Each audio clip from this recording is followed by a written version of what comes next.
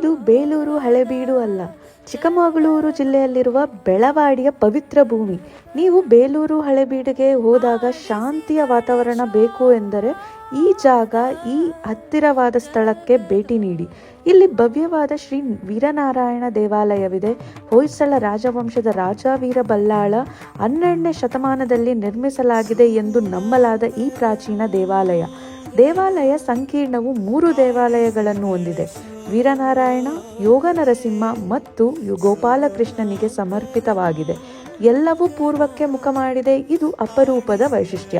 ಇಲ್ಲಿ ಇನ್ನೊಂದು ವೈಶಿಷ್ಟ್ಯ ಏನೆಂದರೆ, ಪ್ರತಿ ವರ್ಷ ಒಂದು ನಿರ್ದಿಷ್ಟ ದಿನದಂದು, ಸಾಮಾನ್ಯವಾಗಿ ಮಾರ್ಚ್ 23ರ ಸುಮಾರಿಗೆ, ಮುಂಜಾನೆಯ ಸೂರ್ಯನ ಕಿರಣಗಳು ದೇವಾಲಯದ ಸಂಪೂರ್ಣವಾಗಿ ಮುಖ್ಯ ದೇವರು ವೀರನಾರಾಯಣನ ಮೇಲೆ ನೇರವಾಗಿ ಹೊಳೆಯುತ್ತದೆ.